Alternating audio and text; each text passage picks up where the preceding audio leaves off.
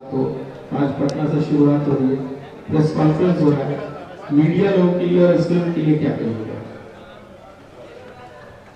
जिंदगी आपको घर से मिलती है और मौत तक आकर सिमट जाती है, तो आपको बड़ा करने वाले भी आपके घर वाले ही होते हैं और जलाने वाले भी घर के लोग ही होते हैं।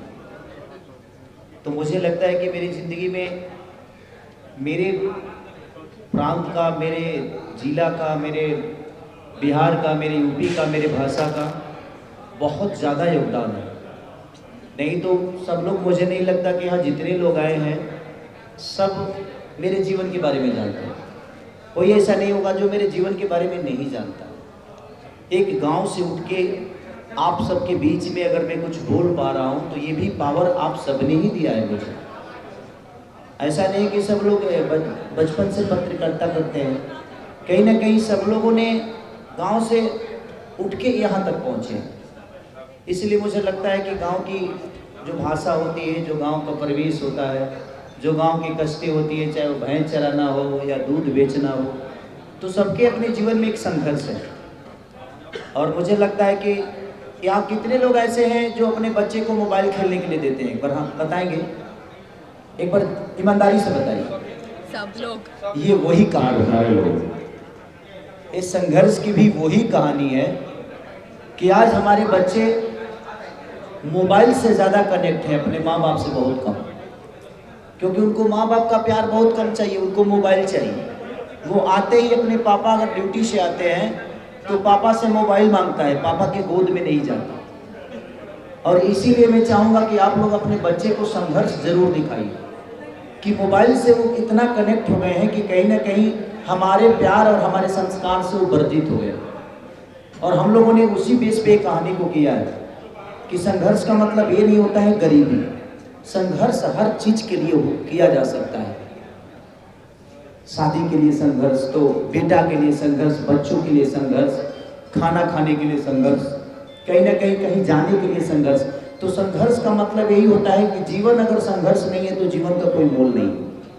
इसीलिए आप लोग संघर्ष 2 को आप अपने बच्चों के साथ, अपने फैमिली के साथ देखेंगे तो शायद किसी भी हद तक आप अपने बच्चे से कनेक्ट हो पाएंगे और आपका बच्चा भी कहीं ना कहीं आपसे कनेक्ट हो पाएगा। तो सिनेमा का मतलब ये नहीं कि हम सिर्फ आपको गाने भर दिए, इंटरटेन कर दिए और उससे हमें कुछ सीखने को ना मिले। इसीलिए हमने कोशिश किया है कि संघर्ष 2 को, एक संघर्ष 1 भी थी जिसमें एक बेटी को, एक गरीब बेटी को IPS बनाया जाता है। हम लोगों ने संघर्ष 1 भी किया था, तो उसका कहानी ऐसा ही था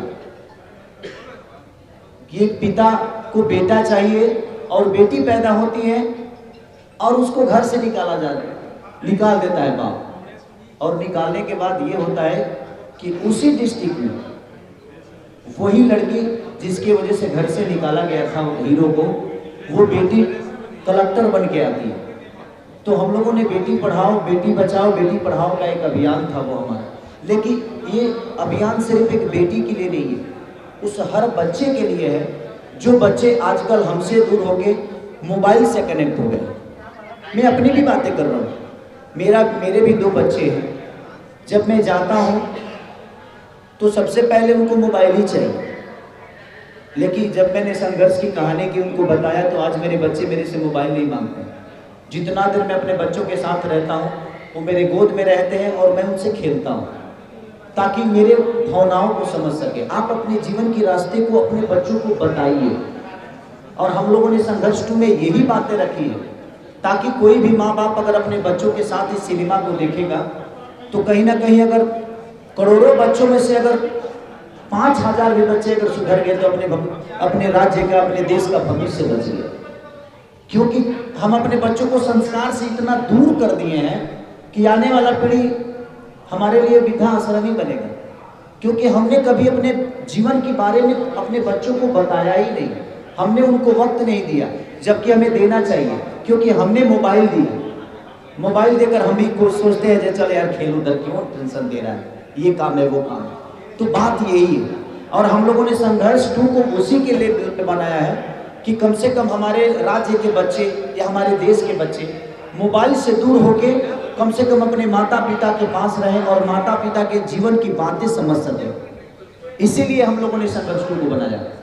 तो मैं सबसे यही रिक्वेस्ट करूंगा कि सदियों बाद कोई बेहतर चीजें बनती है, अगर आप सब मिलकर इसको सपोर्ट करेंगे तो मुझे लगता है कि हम भी एक बेहतर दिशा में काम करने की कोशिश करेंगे। आदमी का मनोबल कब टूटता है? जब अच्छा चीज करने के बाद भी उसको तारीफ नहीं मिलती।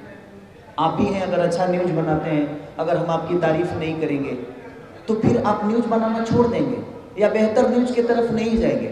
आपके बेहतर न्यूज का अगर व्यूअर नहीं आएगा तो आप बोलेंगे। अगर आप राम की चर्चा करते हैं और कोई आपका न्यूज नहीं देखे तो आप राम का चर्चा करेंगे? नहीं करेंगे। तो कोई भी दुनिया का आदमी जब बेहतर करता है तो आप सबका भी दायित्व बनता है, क्योंकि पत्रकारिता जो होती है, ये मीडिया जो होता है, ये समाज का तीसरा आईना है। आप सब जितना बेहतर लिखेंगे इसके लिए उतना ही बेहतर लोगों को समझ में आएगा। क्योंकि खेसारी को अगर करोड़ों लोग चाहते हैं तो उसमें से आप भी हैं और आपका भी फैन फॉलोइंग है, आपके भी व्यूअर है, आपके भी चैनल पे दुनिया सपोर्ट करती है, तब आप इतना बड़े हो गए। तो मेरे कहने का मतलब कि छोटा छोटा अगर कड़ जुड़ जाए तो बहुत बड़ी चीज़ हो सकती है। इसीलिए हम लोगों ने कोशिश की है। इस संघर्ष को सिर्फ हम लोगों ने इंडिया में नहीं बल्कि विदेशों तक शूट सिर्फ इसलिए किया ताकि हम हिंदी फिल्मों में देखते हैं, साउथ की फिल्मों में देखते हैं कि बड़े कैनवास पे चीज़ें होती हैं। तो एक प्रोड्यूसर जैसे हमारे रत्नाकर भैया, इसको एक पैसे नहीं लगाए, एक बेटे का जीवन संवारने के लिए, और एक सिर्फ एक बेटा की बात नहीं है, अपने भाषा का गरिमा, अपने भाषा का भविष्य क्या है उसके लिए इन्होंने करोड़ों रुपया झोंक दिया। अभी तक की जितनी भी इधर फिल्म बनी है सबसे महंगी फिल्म संघर्ष टू है, क्योंकि विदेशों के धरती पे शूट करना बड़ा टॉप जॉब होता है। वहाँ होटल कम से कम 10,000 का एक होता है। अब वहाँ खाए पिए में तो हमने के एक आदमी के खाने में 20 आदमी खा ली, ऐसा स्थिति होना। लेकिन उसके बावजूद भी उन्होंने हिम्मत की। मेघाश्री का एक किस्सा बताता हूँ। हम लोग बीच समंदर में शूट कर रहे थे, इनको कपड़ा चेंज करना था, और एक टापू था जिसमें कांटे वाले जंगल थे, उसमें घुस नहीं सकता था आदमी। लेकिन इस एक्टर ने वहाँ जाकर कपड़ा चेंज किया। उस दिन से मैं इनका सम्मान मेरे मन में बहुत बढ़ गया, और ये बात सबने देखी कि उस कांटों में जाकर भी ये लड़की कपड़ा चेंज करके होटल नहीं गई। तो एक कलाकार अपने काम को आप सबके मनोरंजन के लिए इतना मेहनत करता है। तो मैं यही कहूँगा आप सबसे कि प्लीज़ आप लोग संघर्ष टू जैसी सिनेमा को इतना प्यार और आशीर्वाद और अपने भाषा से, अपने न्यूज के थ्रू लोगों तक ऐसी मैसेज पहुँचाइए, क्योंकि ये सिर्फ मेरे बच्चों की बात नहीं है, ये हिंदुस्तान के हर उस बच्चे का कहानी है जो अपने पिता और माँ से दूर होकर मोबाइल को अहमियत देने लगा है, वो मोबाइल से कनेक्ट हो गया। तो इसलिए हम लोगों ने इस सिनेमा को किया है ताकि हमारे बच्चे मोबाइल से दूर हो जाएं और हमारे पास रहें, ताकि वो आने वाले भविष्य में, आज हम जवान हैं तो ठीक है, हमें चीज़ें समझ में नहीं आती, लेकिन जब हम बुजुर्ग हो जाएंगे तो यही सारी चीज़ें, यही बचपन, यही चीज़ें हमारे बच्चों के दिमाग में रहेगी कि पापा हमें कितना प्यार करते थे यार। नहीं तो वो टेक्नोलॉजी की तरफ जाएगा, उसकी ख्वाहिशों को पूरा करिए आप। हम मोबाइल देते हैं, वो गूगल से 1 मिनट में जो चीज़ मांगता है उसे मिल जाती है। तो आप कोशिश करिए कि वो आपसे मांगे, गूगल से नहीं मांगे। उसको खेलना है तो वो खिलौना आपसे मांगे, गूगल से नहीं। तो ज़िंदगी में इसीलिए हम लोगों ने संघर्ष टू को बनाया, ताकि हमारे बच्चों का भविष्य, क्योंकि मैं अपने घर में देखा तो मुझे लगा कि नहीं, हमें इस बेस पे काम करना चाहिए। और फिर हम लोगों ने रत्नाकर सर को सलाह दिया, फिर पराग पाटिल जी से हम लोगों ने सबने मिलकर, लेकिन ये बिग बजट की फिल्म थी तो कोई प्रोड्यूसर हाथ नहीं लगा रहा था। तो फिर हम लोगों ने अप्रोच सर को किया और सर ने बोला कि नहीं, जहाँ हमारे देश के भविष्य के बच्चों के भविष्य का सवाल है, वहाँ अगर 2-4-5 करोड़ रुपया डूब भी जाएगा तो हम लगा देंगे बाबू, लेकिन आप लोग ईमानदारी से काम करिए। इसलिए हम लोगों ने किया है। तो मैं सब आप सबसे यही रिक्वेस्ट करूँगा। इसीलिए मैंने इस सिनेमा को करने में अपनी जान तक का परवाह नहीं की। 30,000 गहरा वो पानी था समुद्र में, और मैंने आज तक वो डिस्ट्रिक्ट कहाँ होता है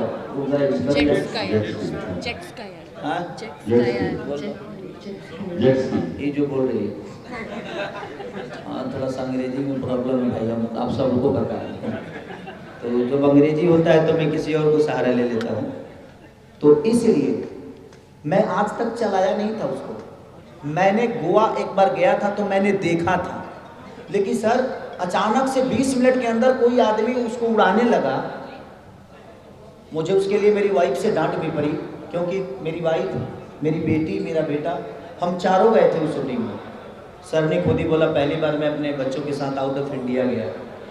उसके बाद मैं लंदन लेके गया, चंदा को भी लेके गया, उसे भी अच्छा लगा कि चलो मेरा पति सुधर गया पहले से।